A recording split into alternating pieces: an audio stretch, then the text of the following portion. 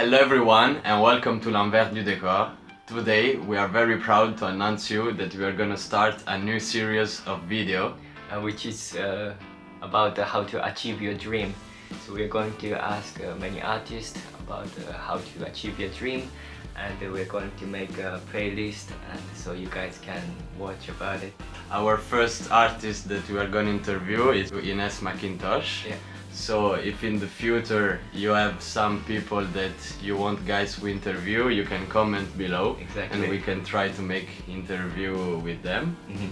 So we hope that you love this concept, Yeah. and we see you very soon for the first interview. Yeah. Bye. Bye.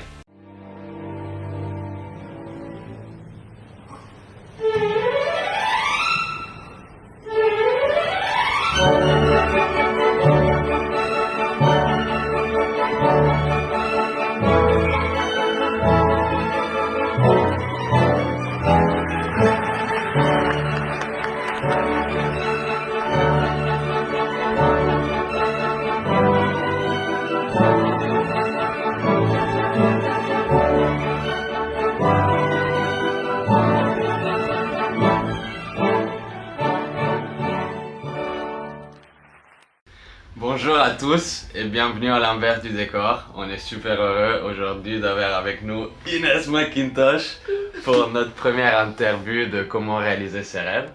Donc on va commencer à l'interviewer un peu, comme ça vous allez la connaître mieux. Surtout que vous allez la voir sûrement dans d'autres épisodes par rapport à notre préparation de Paquita qu'on va danser ensemble. Donc est-ce que tu peux nous raconter un petit peu ton parcours rapidement, comment tu as commencé la danse? Moi j'ai commencé la danse assez basiquement. Mes parents m'ont mis dans un cours de danse, tu sais, dans les écoles, enfin, un peu comme toutes les petites filles quoi.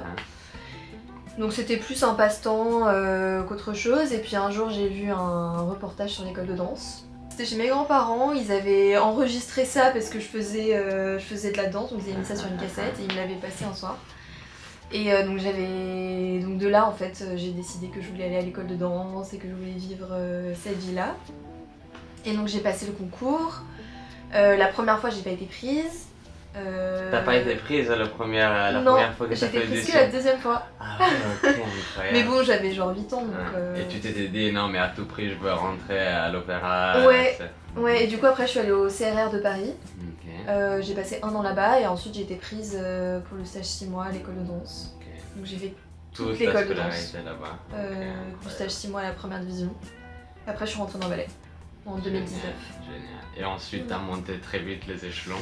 Ouais, bah après il y a eu le Covid donc c'était une période un peu bizarre. Ouais. Parce que je suis rentrée vraiment l'année du Covid. C'est vrai. Donc ça a plus commencé en avril 2021 où on a eu la soirée Jeunes Danseurs. Je faisais Flamme de Paris.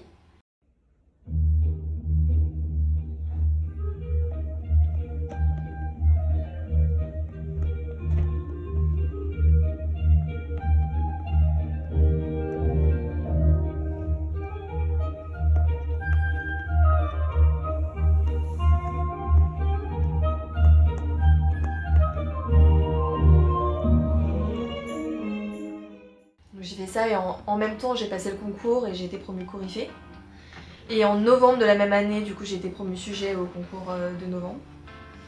Et après j'ai été promue première danseuse en novembre 23. Ok, ouais. Et Incroyable. voilà. 1 an plus tard on est là. Un parcours incroyable. Si tu dois nous dire ton rôle favori d'excellence, ça serait lequel? Que tu as peut-être déjà dansé. Oui. Ça commence à être un peu connu. Mon rôle favori c'est Gisèle. Trop bien. Et Trop le bien. danser m'a conforté encore dans cette idée. Ouais. Je sais pas, je pense que c'est un rôle où j'ai vraiment fantasmé tout de suite. Je sais pas pourquoi, je trouve que l'histoire est hyper touchante et j'aime aussi beaucoup le fait que quand on connaît un peu le ballet, qu'on connaît les pas et toute la pantomime, tout ça, tout est en rapport. Je veux dire, tout Hyper rappelle. connecté. Oui, tout est très connecté dans le ballet. Et je trouve ça très beau en fait. Et de le danser, ça m'a encore conforté Ça t'a dedans. conforté dedans. Ouais, Ok, j'ai ok. vraiment adoré. Alors après, franchement, j'ai adoré danser Kitri. Enfin, Il y a plein d'autres rôles que j'adore, Ouais. celui-ci, je sais pas, il est vraiment C'était particulier. vraiment ton coup de cœur, Ouais. et ça restera ton coup de cœur à vie, quoi. tu Bah, en tout cas, c'est bien crois. parti Ouais, pour, le on moment, verra. pour le moment, ouais. Sensation, mais je sais pas, Gisèle, ça me paraît très proche de moi aussi, c'est tout pour ça. C'est quoi la sensation que tu préfères en tant que danseuse? Bah, en fait, ce que j'aime surtout en étant soliste, c'est que on raconte vraiment des histoires différentes tout le temps et on se transforme. Enfin, tu vois, là par exemple, actuellement, je suis en train de faire Blakeworks et Mayerling. Donc ça n'a rien à voir au niveau des personnages. Et déjà dans Blakeworks, il y a un peu plusieurs. Il y a plusieurs pans de ma personnalité que je peux sortir, c'est-à-dire que dans le pad 2, de Color Anything, William Forsythe l'a changé, c'était un pad 2 romantique, c'est plus du tout un pad 2 romantique, mais c'est quand même un pad 2 où tu as une connexion avec ton partenaire, sentimental, enfin il y a quelque chose de très fort, et dans Hope My Life, c'est pas du tout ça, c'est vraiment la petite... c'est un peu la c'est le- fête, c'est la joie. C'est la brillance technique, c'est un peu l'étalage de tout ce que tu peux faire techniquement. Et donc c'est hyper intéressant, je trouve, de pouvoir étudier tout ça. Oui, Tu de vois. pouvoir genre avoir toutes les facettes Oui, voilà, d'une exactement. personnalité, d'une histoire, de travailler tout ça. Ouais, c'est vrai que c'est hyper intéressant.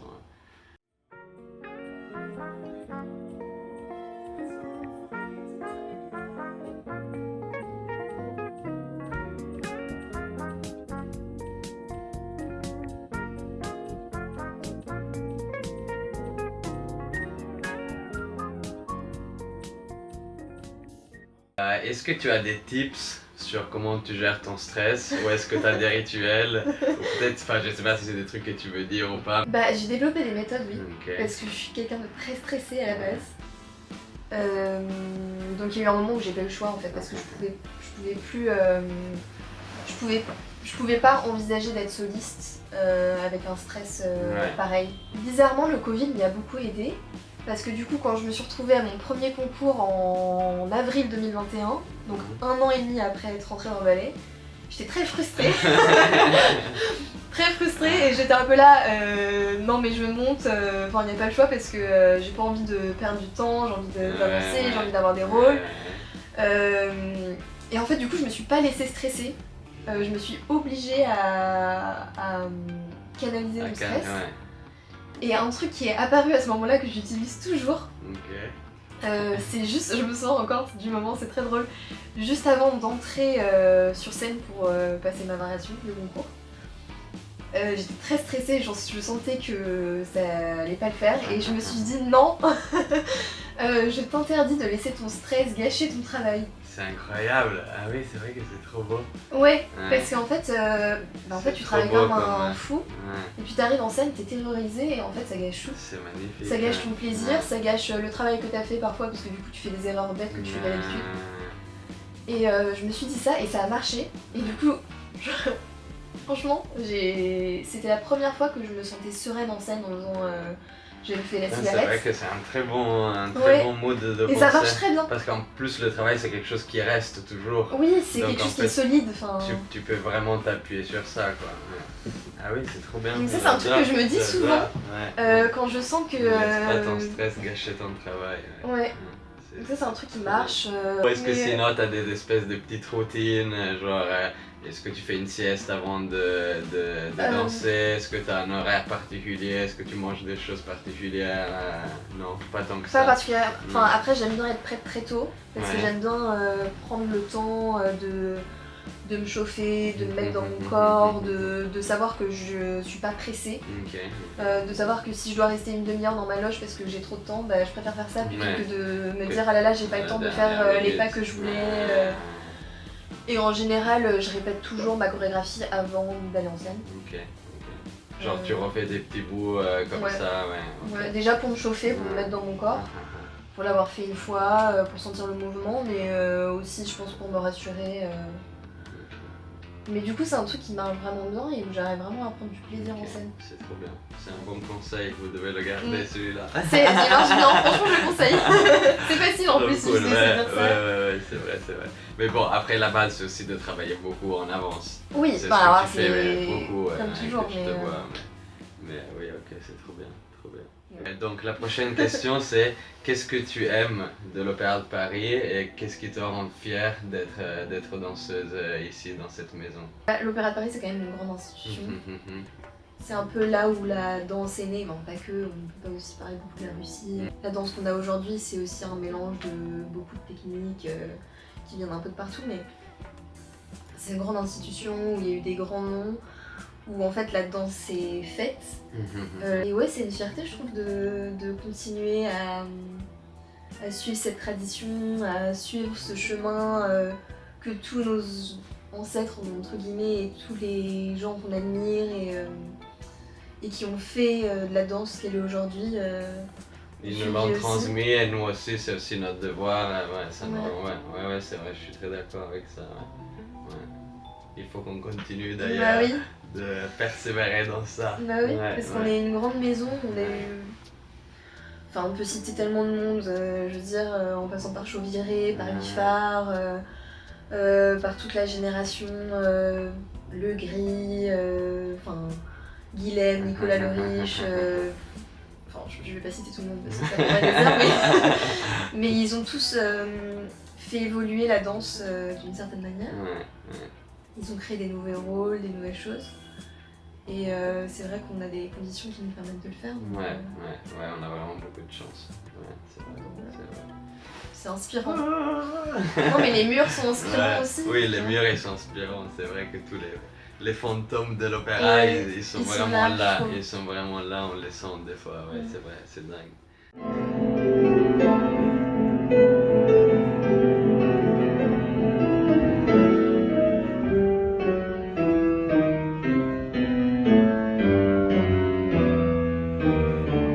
Est-ce que tu as un mantra journalier que tu te dis par exemple, est-ce que tu as comme un espèce de mood board genre journalier où tu te dis genre tous les jours je me réveille et j'ai genre comme un espèce d'objectif, tu vois ce que je veux dire? Oui, je vois ce que tu veux dire. Je pense pas que c'est quelque chose que je formule. Je pense que c'est quelque chose qui est très ancré en moi. Ok. Tu vois, dans la discipline. Enfin, par exemple, aujourd'hui je suis en repos, j'étais pas obligée d'aller faire des exercices, mais je l'ai quand même fait. Et je me suis dit, mais pourquoi? Et je suis disciplinée en fait, tout simplement. Et tout ça, ça va vers un objectif qui est toujours le même en fait, c'est de toujours s'améliorer, de toujours trouver quelque chose de plus intéressant à faire. Et c'est vrai que je me rappelle une fois on était en cours et je te voyais un peu pensif comme ça, j'avais presque l'impression que tu étais un peu ailleurs et je viens de te voir et je te dis Inès, est-ce que ça va? Et toi tu te retournes, tu me regardes et tu me fais oui, je suis juste concentrée sur mon travail. Et j'ai trop adoré parce que du coup c'est aussi peut-être de prendre le temps juste des fois où tu es en cours, genre je te vois que tu es là, juste je dis bon qu'est-ce que je pourrais peut-être améliorer, ça. Ah oui, mais je vais jamais en cours pour rien. C'est-à-dire que si je viens prendre mon cours pratiquement tous les jours, mais quand je viens de prendre, j'ai des objectifs d'amélioration. Ouais, tu prends le temps de réfléchir à ce que tu pourrais améliorer jour par jour, quoi. Bah en général c'est vraiment par période, après ça dépend ce que tu travailles, tu vois. Ouais, en fonction des rôles aussi que tu vas faire. Voilà, et toujours travailler comme ça, en fait je m'analyse, et je suis là, ça va pas. ça va pas, je vais prendre... je me mets pas trop d'objectifs de temps parce que c'est difficile en fait avec son corps. Parfois on est surpris, on prend moins de temps et puis parfois en fait c'est un travail plus profond qui nécessite plus de temps. Mais tu vois par exemple, là en ce moment, si je dois parler de mon travail actuel, c'est un travail qui va prendre très longtemps, qui peut-être va jamais être totalement fini. Finalisé, Enfin, tu vois, je travaille sur le fait d'être en suspension, de tout tenir par le dos, d'avoir l'air d'avoir aucune force dans le haut et tu vois, que tout soit très facile. Mais c'est un travail d'une vie en fait. C'est presque une recherche spirituelle, quoi. Tu n'atteindras jamais. Oui, tu n'atteindras jamais le Graal sur un ballet entier. Peut-être qu'il y a certains soirs où ça sera 80%, d'autres où ça sera 20% parce que Ouais, parce que c'est comme ça. Parce que c'est comme ça et c'est ton corps et... Mais le fait de vouloir le rechercher, ça fait que ça maintient le travail et l'envie en activité, quoi. C'est hyper intéressant. Est-ce que tu as d'autres passions que la danse? Genre par exemple pendant le jour de repos, qu'est-ce que tu aimes bien faire pour te détendre et pour pour faire un peu un step back de la danse de temps en temps. Si tu le fais. Je fais pas beaucoup et c'est pas. J'ai beaucoup de mal à me détacher de la danse. J'avoue, c'est pas un truc qui est facile pour moi. Après, j'aime bien dessiner, j'aime bien lire. Mais en fait, le problème c'est que souvent mes lectures ont un rapport avec ce que tu fais dans la. C'est-à-dire que là, j'ai ressorti un livre que j'avais lu il y a 2 ans, je crois, pour préparer Princesse Stéphanie. Parce que c'est un livre qui m'avait vraiment choquée et qui m'avait mis dans cet état de peur et de choc que doit avoir Princesse Stéphanie dans ce pas 2. Donc Princesse Stéphanie, c'est l'épouse du prince Rudolf dans Meyerling. Et il est un peu fou, il est un peu obsédé par la mort. À ce moment-là, ça va encore, mais malheureusement pour elle, le soir de sa nuit de noces, il arrive et il est vraiment pas dans un bon jour. Et elle en subit un peu les conséquences. Et voilà, j'ai ressorti ce livre qui s'appelle Vers la beauté de David Fuenquinos, qui m'avait choquée parce que le titre m'avait attirée, je le trouvais très je sais pas, poétique, un peu très poétique. Et l'histoire est très choquante et en plus ça arrive comme un cheveu sur la soupe. Vraiment, je te le prêterai si tu veux. Avec plaisir. Et ce livre m'avait traumatisée, c'est-à-dire que pendant 3 semaines, j'étais obsédée par ce livre, mais vraiment, j'étais parano et tout. Et du coup, je l'ai ressorti hier parce que je me suis dit, tiens, c'est peut-être pas mal de relire le passage en question, juste avant le pas 2, parce que je pense que ça te met dans l'humeur. Je vois. Donc c'est pas top, enfin, c'est pas une humeur géniale, mais bon, en même temps, c'est utile pour artistiquement. la retrouver dans le rôle, Voilà. Donc, en gros, oui, genre la plupart de ton temps libre, tu l'utilises aussi pour te cultiver, pour ce que tu vas faire en scène. Ok.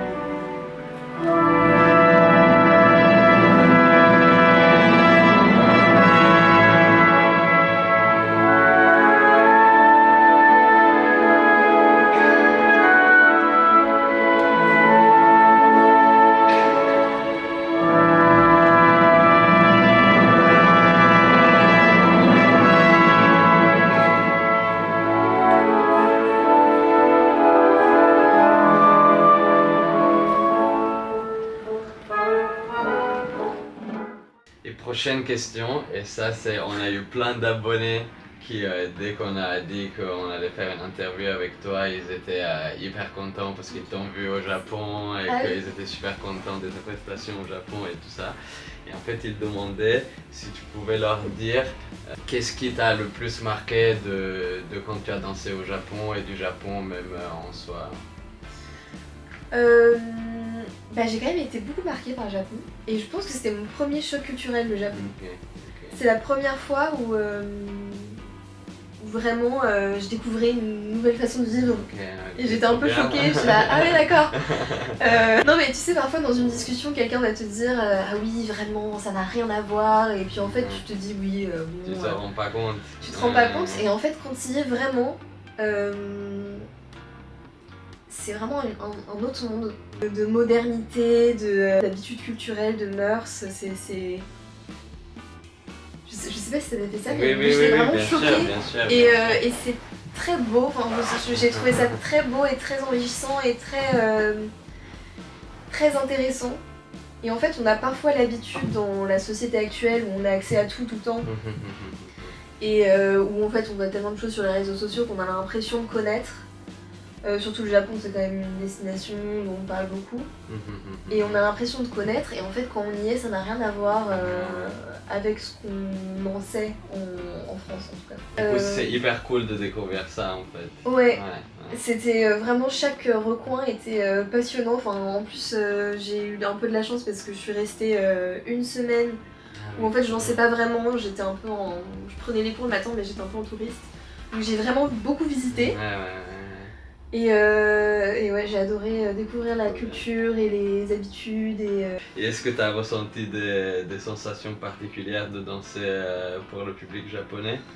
Bah forcément parce qu'il y a vraiment un tel amour pour la danse là-bas. Ouais, c'est incroyable. Et il y a une connaissance aussi de la danse Ouais, qui est énorme. qui est quand même très forte, Ouais, je trouve. ouais. Et qui du coup est très valorisante. Ils ont beaucoup de respect pour les danseurs en général. Ouais, ouais, c'est trop bien. Donc c'est vraiment agréable de danser pour ce public. Trop bien. Merci le public japonais. Oui, merci. On arrive aux 2 dernières questions. Est-ce que tu as des objectifs ou des rêves que tu aurais envie qu'ils se réalisent dans le futur? Ouais, j'en ai plein. Tu le sais en plus. Heureusement. Ouais, j'en ai plein, mais j'aimerais bien. Enfin, en fait, j'aimerais vraiment réussir à pas aller au bout de ce métier parce que c'est impossible. Mais j'aimerais travailler avec un maximum de chorégraphes, apprendre mon métier jusqu'au bout et connaître un maximum de techniques. Enfin, je sais pas comment dire. De l'explorer au plus que tu peux. Possible. D'explorer toutes ces palettes, toutes ces facettes, parce que c'est tellement riche. Ouais. Il y a tellement de gens tellement créatifs qui apportent tellement de choses à ce métier. Enfin, je veux dire, par exemple, là, en travaillant du Pierre Lacotte sur Paquita, du William Forsythe, du Macmillan sur Meyerling, enfin, c'est des techniques qui n'ont rien à voir et qui sont tellement enrichissantes, je trouve, et qui artistiquement peuvent apporter tellement. Enfin, je trouve que c'est tellement intéressant. Ouais. Et j'aimerais finir ma carrière et me dire, ok, j'ai une connaissance très large de mon métier et j'ai travaillé avec énormément de chorégraphes et j'ai reçu directement d'eux ce qu'ils voulaient et leur vision et leur façon de voir la danse, leur façon de voir le mouvement. Trop bien. Voilà. Trop bien, c'est un très bel objectif. Ouais. Et du coup, pour finir, si tu devrais donner un conseil à quelqu'un qui nous regarde et qui aimerait bien avoir un conseil pour comment suivre ses rêves, ça serait lequel? Je dirais que c'est un long processus qui est plein de doutes et enfin plein de périodes où t'as une grande confiance en toi et plein de périodes où t'as beaucoup de doutes et beaucoup de remises en question. Et je pense que, en reparlant du mantra, je pense que mon objectif c'est un peu d'apprendre tous les jours. Tous les jours, ouais. Tu vois, de tous les jours faire un petit step. Même un petit step, même les jours où tu te sens nul et où t'as l'impression de rien réussir à faire. Et où tu te dis, aujourd'hui j'ai été mauvaise, j'ai pas réussi à faire ceci, cela, j'ai rien senti dans mon corps, y'a rien qui va. Mais quand même de tirer une leçon en fait de ça. Okay. De se dire, ok, pourquoi aujourd'hui ça n'a pas marché et même de refaire juste un exercice en essayant un maximum de sentir les choses que tu as envie d'améliorer. Et ouais, je pense que ça, de pas abandonner aussi. C'est un peu classique, mais bon, ça marche. C'est pas bidon du tout, c'est vrai. C'est pas facile de ne pas abandonner. Ouais, je pense tous les jours de faire. Il y avait quelqu'un une fois, parce que j'ai fait beaucoup de choses pour mentalement réussir à être positive et tout. Et je m'étais retrouvée une fois avec une coach, je l'ai vue 2 fois. Et elle m'avait dit un conseil qui était pas mal et auquel je repense de temps en temps. C'est d'essayer de finir ta journée sur un truc positif. C'est-à-dire que si tu fais une séance de travail où t'arrives à rien, sur quelque chose qui te met en difficulté, bah fais en sorte que la dernière chose que tu fais, c'est un truc que tu sais bien faire. Comme ça tu pars en te disant ok, avec un truc positif j'ai dans la tête. réussi quelque chose. Même si pendant 1 heure t'as tout raté, pendant les 5 dernières minutes, faire quelque chose où t'as l'impression d'avoir avancé ou appris ou quelque chose. Et comme ça tu repars avec un bon mood et une envie de revenir le lendemain. Ouais, faut savoir mettre son ego de côté, pas trop s'énerver, c'est pas facile, c'est un conseil que non mais parfois écouter les gens et les bons conseils. Ok, ouais, trop bien. Même si c'est dur, faut écouter les bons conseils et les prendre. Trop cool. Bon, merci beaucoup pour cette interview. Merci d'avoir invité. Merci. Franchement, ça m'a fait trop plaisir parce Ouais, que ça moi m'a aussi. permis de te connaître, même moi. Oh encore bah oui, plus. oui, finalement, Donc, c'est ce que je me suis dit avant de venir en plus. Ouais, c'est trop bien. Et donc, on peut dire tes prochains spectacles. Bah mes prochains spectacles, alors ça sera dans My League. Je connais pas toutes mes dates par cœur. Mais tu fais plusieurs rôles dans My Mais Darling, je fais déjà. Princesse Stéphanie avec Mathieu Gagnon, Ok. Princesse Stéphanie avec Germain Louvet et Mitzi Gaspard avec Florent Mellac. Et ensuite on dansera ensemble Akita le 23 décembre. Le 23 décembre et le pas de 3 avant. Mais du coup, voilà, vous avez tous les liens en bas dans la bio pour suivre le travail de Inès. Et merci encore d'avoir été là pour Merci. nous. Merci.